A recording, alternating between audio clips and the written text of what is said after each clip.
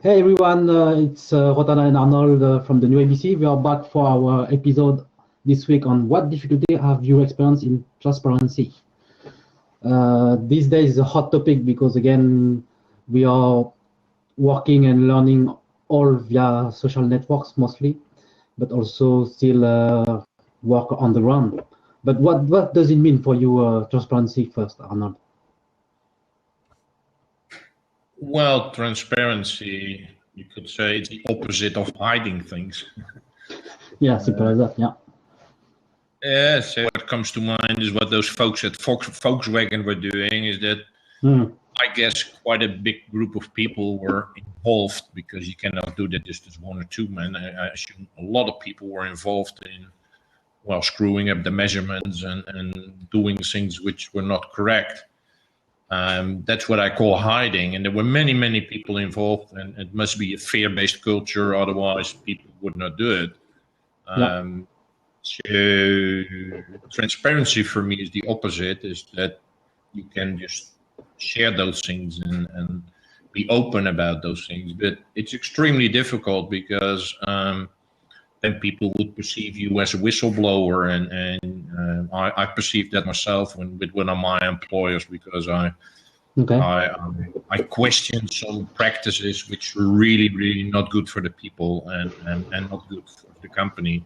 And I questioned that openly, and they did not appreciate that. And the end of the story was that I was kicked out. So, it's quite a sensitive topic. And although people say, well, if you ask every company, they would say yes, but really between saying and doing and really applying is a total different thing. But transparency, that is at the business level, but I think it's also personally. It's like even sharing that you're not feeling good, or that you're like yourself, that you have this interval where you said, I feel sad because of things which were happened. Somebody died, or whatever, and you say, I feel sad. Well, that is good also, because that is transparency, because we don't have to pretend every day that we are happy and cool and everything is working out fine. I think that's screwing all our image of everything like business. That's the whole culture around Facebook. Like everybody's fine and great and super and going to parties and buying stuff, but most of the folks are miserable. Yeah, it's the same with LinkedIn profile. Looks like you have a huge profile or CV or whatever you want of experience and grades or whatever you want, but still be interested in, well, your feelings, your emotions, and your failures. We can discuss more about that in a few minutes because we are working on that too. But that's it. We have no choice, I guess, because when we are discovering people via Skype or face-to-face or Twitter, whatever you want, we are looking at this, you and me, these days, a lot. Not just about your CV or what you're plugging, for instance. Yeah, well, absolutely. So it's the whole person and the whole person. And we know if a person pretends to be all the time successful, all the time happy, I think you're not a real person, because then you're playing games. But again, it's you're going against the grain, because the grain is like, oh, everything's great. Yeah? So, well, but again, change starts always at the edge and somewhere, and that's what we try to do anyway. So I encourage our listeners, our viewers, and say, just try it in a small way, maybe even with your group of friends, and then with your colleagues in your team, whatever. Just be honest and open, and I think that's much more beneficial than pretending something which you're not. Absolutely, and that's crucial for communicating and for building your own culture within your organization or even outside. So that's what your ecosystem is seeing.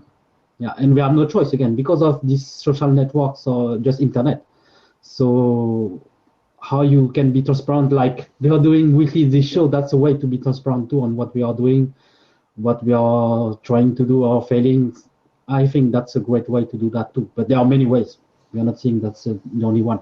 So let's move to another topic, Arnold, as we have some conversation this week with some organization. First is about the upskilling programs. Again, it's a hot topic as we are having this Davos conference, the EF16. They discuss, actually, I discussed in some tweet chats over the whole week, because there were many tweet chats on millennials, on leadership, and also on upskilling. And I discussed with some people who facilitated the tweet chat from Deloitte. And they recognize that there is a real need. They put that well on some blog posts from WF, that there is upskilling need for any employees from any organization, institution, or business leaders or governments, So it shows us, as we have built this project, the global upskilling program, that there is a real need for helping students and workers from any age, from any types. Well, that is good to hear. But who were the participants in those chats? Well, I would like to obviously hear more, and I could not participate. But Sure. Were they mainly from US and Western Europe, or? Well, from different parts of the world, from Middle East to Europe to the US, and there were millennials, so who were already working, or students who were looking for jobs, or fresh graduates. And there were also people from, for instance, Deloitte, or people who are running, I don't know, community management in some organizations, or PR, global communication departments, So there was a diversity of participants, I would say. Okay, because I make the link. I went yesterday to that Educatio conference, which was a conference here in Budapest, to basically to as the way I understood is to get people who finishing high school interested in going to their universities. So universities and other higher education institutions were promoting their versus those potential new students. And I started speaking about upskilling and whatever, and even there were businesses there, but most of them, they look like, what kind of language are you speaking? We never heard about that word. Yeah, it's more for the corporate world, I guess. Yeah, or people who know this, yeah. So, but even in the corporate world, I spoke to a couple of corporates and they had no clue. That too. Yeah. That's but again, I think all these things that start for the first time, it's typically a word which has been invented in the US, and that's where the problem first occurred, spreads out across the world. Absolutely. But that's also a good bridge to discuss maybe on some project or possibilities that we are exploring with some organization worldwide, because we intend to co-create upskilling program with some universities and some organizations. So we have currently some conversation with the Templeton program that you met one of their team member. Could you say more? Well, that is what we discussed last week. So I don't want to. Okay. But if for instance, yesterday on that Educatio, just to bring up some newness, there was actually one guy from an American university, which was based here, which I had a very good discussion about why life skills are needed and need to be emphasized more. And he says it's kind of ingrained in all the programs and in our small classes, because he said we don't have classes where hundreds of people are. We said we have very small groups of people. So that is why the communication, interaction, your social, your soft skills are really important, because you can't buy it. Yeah. So it's something which is really part of it. But and he said, but possibly we need to emphasize it more, or whatever. So he's actually the person we're meeting with, because he understood and how important it is, and maybe to emphasize it more. So that was really, really good. But a lot of all of the other ones, but most of these stands, they were covered by students themselves, and they have a very limited view of what's happening in the university and the rest of the world. So that was not beneficial. But this guy, he was running. Well, I think he was running that university. So that's really, really very helpful. So it's still part of our awareness. I think we need to be working on, just like what we're doing now, is create that awareness that there is this skills gap, and it's a serious skills gap, and it needs to be addressed. Otherwise, you just won't find jobs, and companies won't find the right people. Yeah, that's it. Yeah. So let's move to another topic. Well, we can say more about our online courses, because this week we had many teachers who sign up for our online courses on leading, for instance, communicating, or other topic like my inner world, or I don't know, dealing with challenges. So you and me built these courses via YouTube. And now we have people from East Africa, from the Tunapanda Institute, who sign up for those courses. So I guess they're already using that a lot, because their goal is to train a teacher who are already advanced in some life skills, and also some tech skills, like I don't know, how to use 3D printings, or how to design anything related to the entrepreneurial projects, here in East Africa, in Nairobi, Kenya. So that would be a way to be complementary and help them to learn those life skills that are crucial for doing any projects. So that was the quick update on these online courses. At the same time, we were discussing a few minutes ago about how we can embrace better failures. So you will have a chat next week, I guess, with one of the team members of Fuck Up Nights. Can you say more about this initiative, Armand? Because that's not it's an initiative which started already a few years ago in Mexico, where a couple of friends came together and were discussing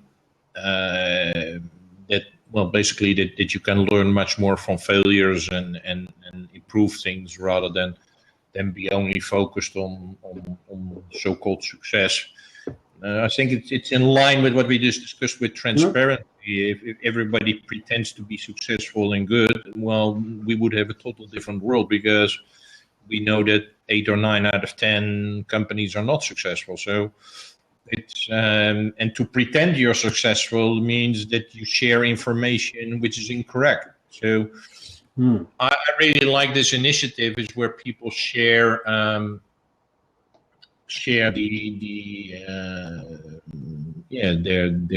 it's not so much about, it's not about promoting failures. It's just that failures and experimenting is a way of life. It's a way of individually and as an organization. And you can learn much more from your failures than you can learn from things which were good, because and that is what they're trying to do. So we are looking for, just investigating at the moment whether we organize that here in Budapest, and what is involved, and there's even finance we need to pay. So that's something really which we don't like. So it's stuff which we need to dig into. So I have a meeting with those folks next week. But I really like the context. It's when I reflect on my own business wise, personally, I've learned more from my failures, because my successes are kind of not consciously. It just happens. I also look at that. It's also important to look at that, but you learn much more from your failures, and even to see them not as failures, but see them as moments for learning and growth. And that's what we're all about. Yeah, absolutely. So let's move to another topic, which is, the app design. Tamas has worked hard on this product lately, and we have already seen some screenshot what he has designed, but we won't say more at that moment, because again, it will be maybe next month, I think, but we are seeing progress on that point, so we keep you posted on that. Also, you had a meetup with Tamas again this week. You host a meetup in Budapest on life skills and SDGs, and there was also a talk on network marketing with Peter Palasti. How was this event, Arnold, on Monday? Yeah, and to clarify for the people, SDGs means Sustainable Development Goals. Yeah. Peter did a very good presentation around why network marketing could be, from a work point of view, a very good alternative as compared to being an employee or being an entrepreneur. He really very well emphasized what the benefits were, and where you need to pay attention to if you want to take part in that. So extremely very well received.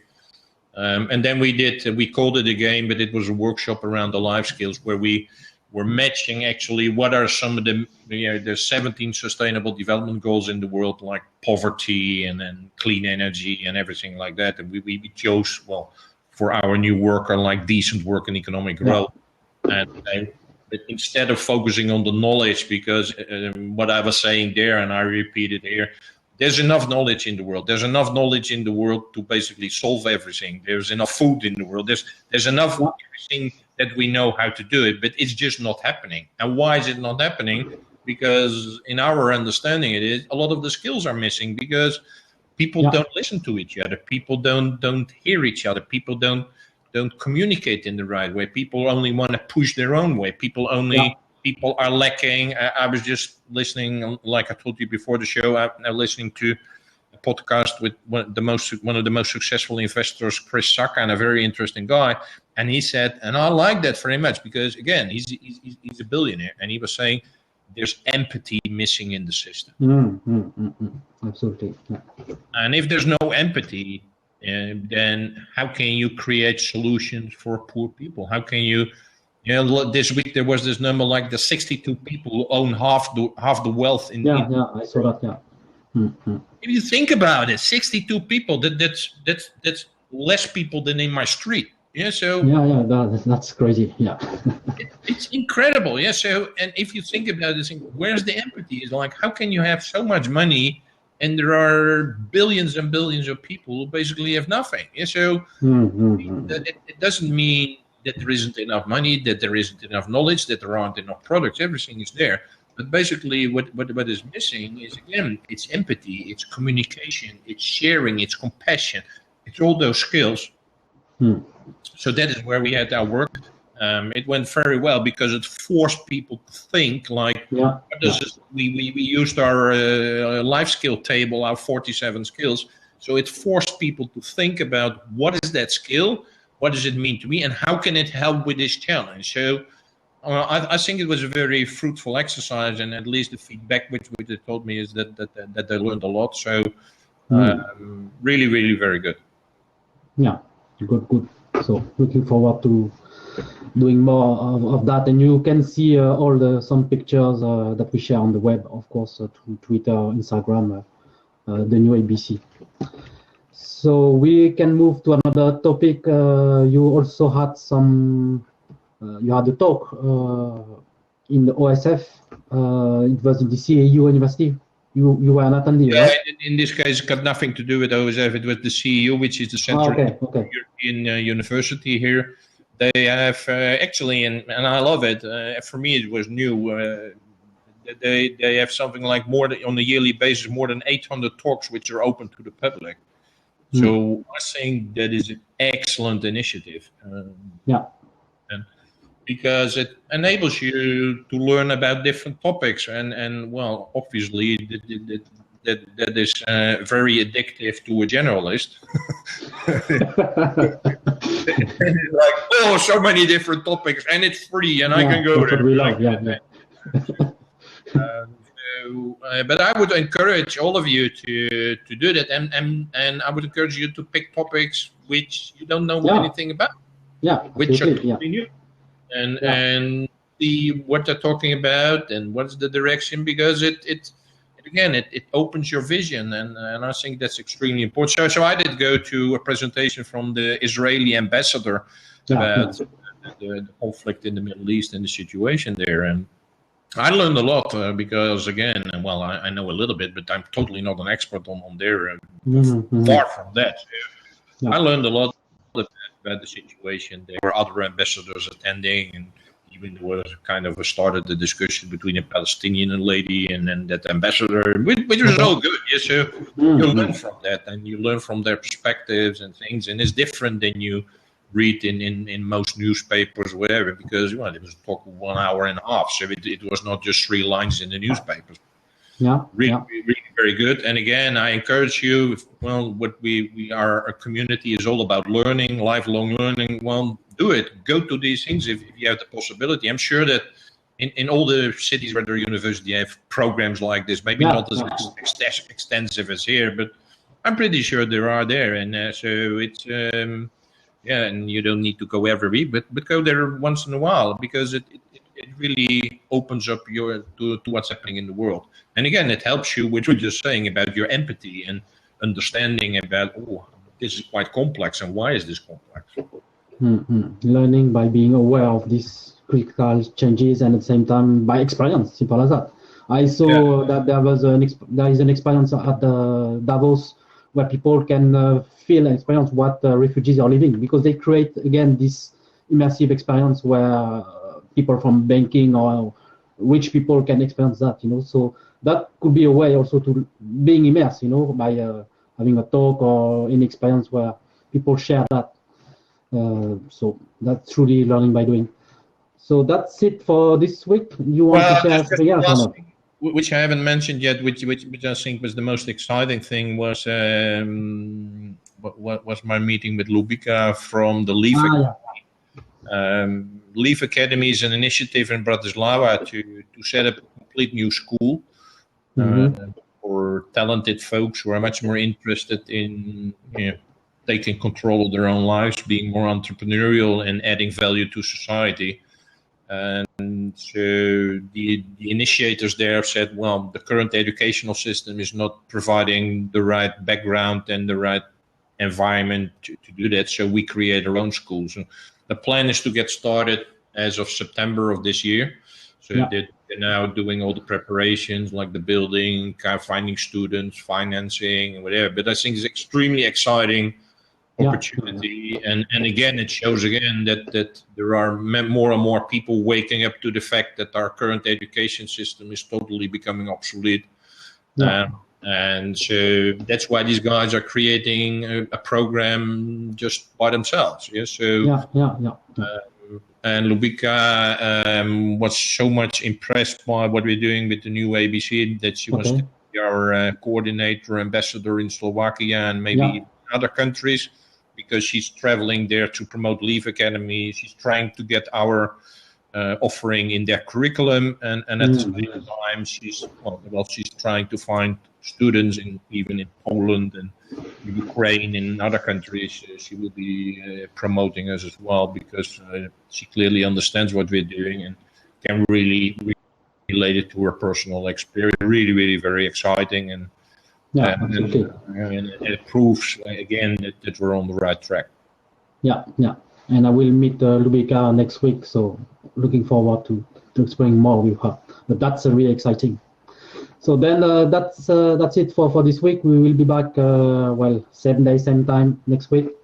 Have a great weekend all. Bye-bye. Okay. Bye.